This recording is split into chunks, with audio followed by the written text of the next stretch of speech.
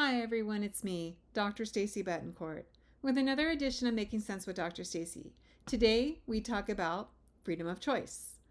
When we were young, our parents and caregivers made all of our decisions and choices for us, especially if you grew up before the 1980s.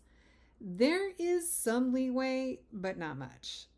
And of course, this is a generality, as some of you may have been given the simplest of choices to make, as in, do you want to wear the blue shirt or the red shirt?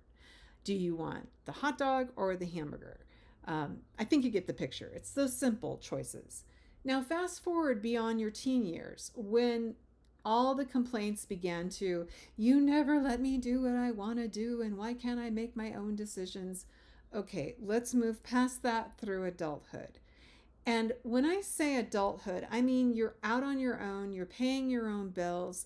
Congratulations. You've earned the right to make your own decision. Now what? Having the freedom to choose can vary in intensity. Everything from the simplest choices to the most complex choices. However, it's important to clarify that every decision has a consequence of either positive or negative results. And a point to consider is, what do you do when your choices can have an adverse effect on others? Now, have you thought of this? Does it matter to you? Should it matter? Well, for the most part, we all have the choice to accept or to not accept the freedom of choices expressed or acted on by another. It's logical, right? Yet conflict often arises when we disagree with another party. It becomes a battle of who is right and who is wrong. And it's freedom of choice.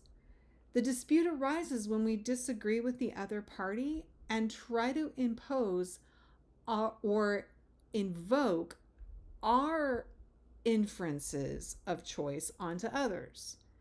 Now, to invoke that authority when it isn't accepted or granted, that can be a problem. So what do? You're at an impasse.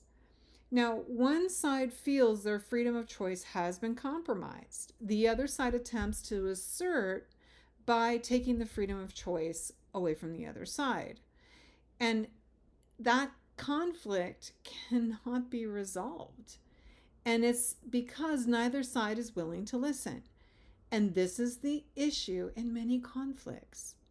How can you resolve problems that spring from an infringement of who gets to choose?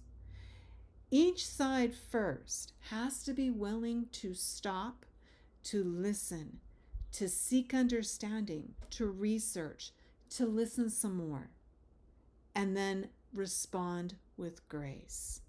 Even if you don't agree, remember that we genuinely seek to understand as humans. That's what we do as humans.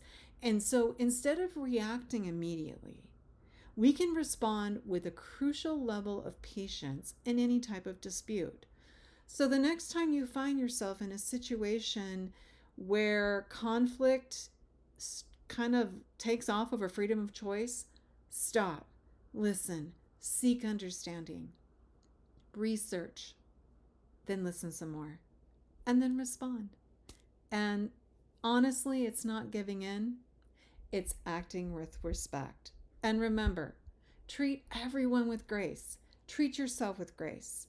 We are all on a journey, and even if the end desires are the same, the journey to get there is going to be different.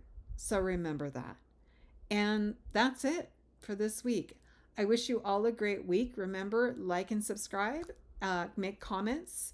Let's talk about this. And I wish you all a great week. Take care. And thank you for watching another edition of Making Sense with Dr. Stacy.